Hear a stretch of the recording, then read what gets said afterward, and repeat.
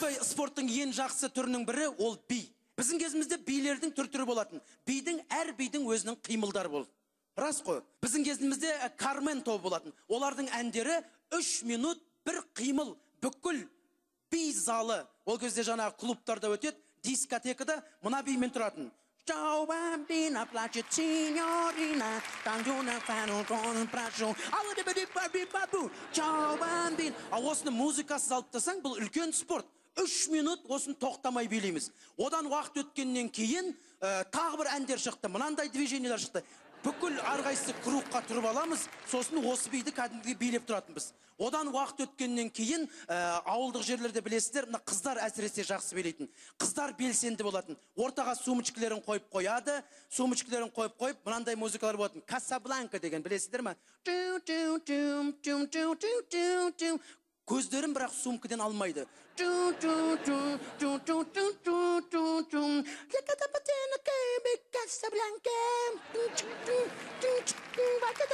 Ортада сумкадан көзін алмайды. Жігіттер болса, кейбір жігіттер болады. Билемейді, бірақ сыртынан қарап отыратындар. Мынау да спорт, бүйтіп отыратын тек. Сен қазір осылай 2 сағат отыршқан денсаулыққа ол да пайдалы секілді. Ал қазір әр заманның өзінің бір билері бар. Қазіргі кезде, кей кезде бір түнгі клубқа барсаң, бәлкім ол да дұрыс шығар, спорттың бір түрі би. Бірақ қазір топ болып билемейді. Қазір ұйымшылдық жоқтың содан білуге болады. Бұрын ауылда жүргенде қалада кім келеді, қандай би билесе, сол мода екен деп бүкіл ауыл үйреніп алатын. Қазір бір түнгі клубқа кіріп қалсаң, не билеп атырғанын білмейсің. Әрқайсысы өз алдарында бір музыка, біреу жаңағы стенкіге жақындап алады да өзімен өзі бірдеңе билеп тұрады. Біреу өзімен өзі бүйтіп жаңағыдай қазғы тілмен айтқанда қуып жүреді. Біреу ана жерде стенкіде тұрады. Бір ұйымшылдық жоқ. Әрқайсысы өзімен өзі. Ең бастысы биді спорт деп түсінсек, негізі жақсы билеген дұрыс. Ал мына қазіргі көп фитнес клубтарында, мысалы, құлақтарына наушник тағып алады, кәдімгідей билеп тұрады. Сонымен достар, көбірек билейік, сергек жүрейік. Бұл спорт. Көбіне біздің қазақ қыздар үшін, жеңгелер үшін спорт фигура сақтау үшін деп жатамыз. Денсаулық үшін емес, тек фигура сақтау үшін. Ал жігіттер көбіне спортпен қай жағдайын алысады? Қарын шығып кеткенде, немесе біреуден таяқ жегенде. Өшін алу үшін. Ал мен қазір сахна төріне шақыратын тамаша әнші қыздарыңыз, ол әрине мен спортпен тек денсаулығым үшін айналысам дейді. Қазақ эстрадасының жұлдызы Маржан Арапбаева. Қарсы алыңыздар.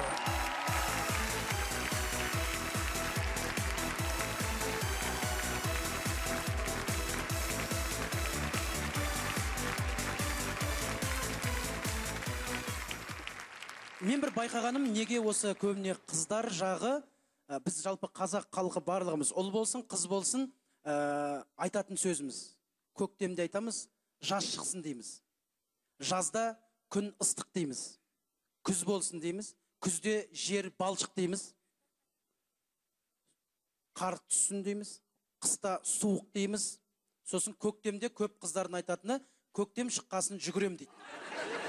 1-2 күн жүгіреді, одан кейін жоқ. Әлде біздің қазақ қыздарына 1-2 күн жете ма негізі? Сен білесің, менде сондай оқиға тоже болған. Күн жылысын далаға шығып жүгірем дедім. 1-2 күн жүгірдім, болмайды. Болмайды деген дедім, 2 ай демалдым, қайтадан бастадым, қайтадан. Енді оған күш қуат керек, шыны керек. Ол ешқандай ауа райына бір байланыстырудың қажеті жоқ. Спортзалға барасың, дайындаласың, шұғылданасың. Қалай спортты жақсы көріп кеткенін өзінде байқамай қаласың. Көптеген жеңгелеріміз қыздар жағы үйге сатып алады. Жаңағы беговой дорожка, жаңағы велосипедін сатып алады, гантельдерін сатып алады, ойбай осы бір обручтар сатып алады, бір дірілдететін бірдеңелер сатып алады, жаңағы кішкене жаңа майын кетірем деп, ой не бір жаңа дәрілер сатып алады. Бір жұмадан кейін қарасаң, балдар ойнап жүреді бәрін. Үйге бильярд қойып қоятындар бар. Бір айдан кейін ана шариктар қайда қалған білмейміз. Бильярдтың стол тұрады, кілең киім төсеп тастаймыз, ананы істейміз, мынаны істейміз. Неге біз спортқа сондай немқұрайлы қараймыз? Не үшін деп ойлайсың, Маржан? Мен білмеймін, мен де ондай тренажер алып үйге қойдым, шыны керек. 1 апта дайындалдым, 2 апта дайындалдым, одан кейін қалды. Сатып жүрген жоқ, ол бір киім ілгіш, жаңағы қызым ойнайтын бір ойыншық болып қалды. Иә солай, қазақ елі осындай.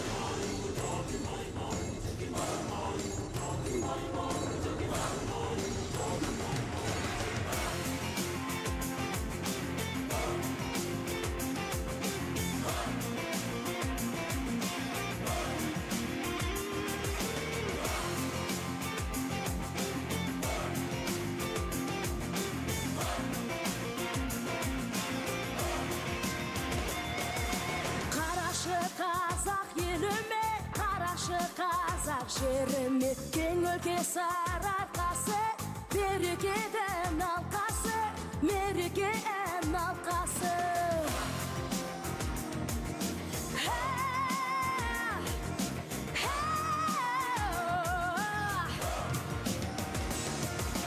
Қарайлы алтын таңдары, жайдары жарқын жандары, асқарлы арманы бар, аспанды дағлары бар, бақшалы баулары бар. Солай, солай, қазақ жері осындай.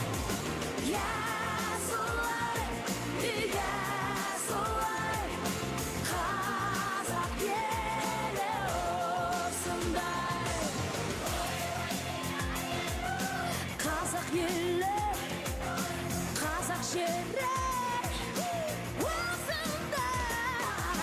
Алатау Алтай арасы, Еділ мен Ертіс саласы, түстік пен терістігі, көрінбес кемістігі, қиырсыз кеңістігі.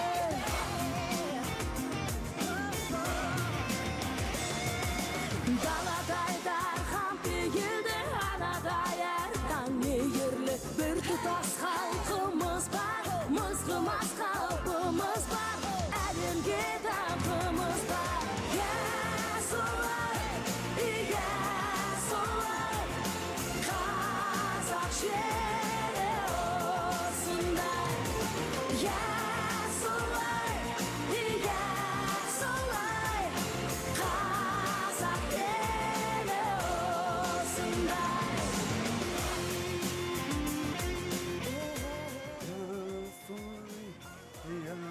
Солай. Берші, жарық беріндірші. Да кім сал жарық беріндірші? Кім, Юра, берші жарық. Светті ақшасын сен емес қой төлеп отқан. Көгінде күлген ай күні, шалқыған шалқар байлығы, сарқылмас кеніміз бар, айтынды көліміз бар, айбынды еліміз бар. Солай,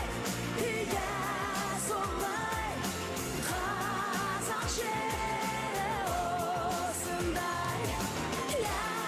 Солай,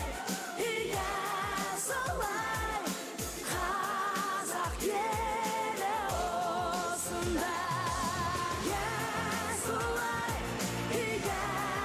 Солай, қазақ жері осындай. Солай, қазақ елі осындай.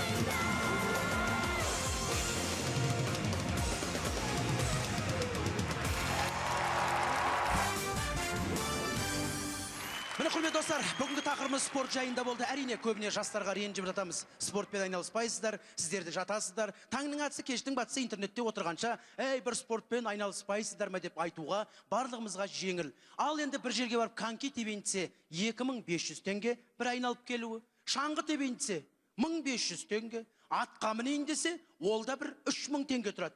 Ұжымдар мен ұйымдар, не бір секциялар, барлығы да платный. Тегін болса, әрине, барар еді. Сондықтан да бүгінгі достар, ойланайық. Әрине, артық айтсам айып етпеңіздер. Бәрі әзіл үшін, күлкі үшін. Келесі жексенбі КТК телеарнасында кездескенше аман сау болыңыздар. Сіздермен бірге мен Тұрсынбек Қабатов.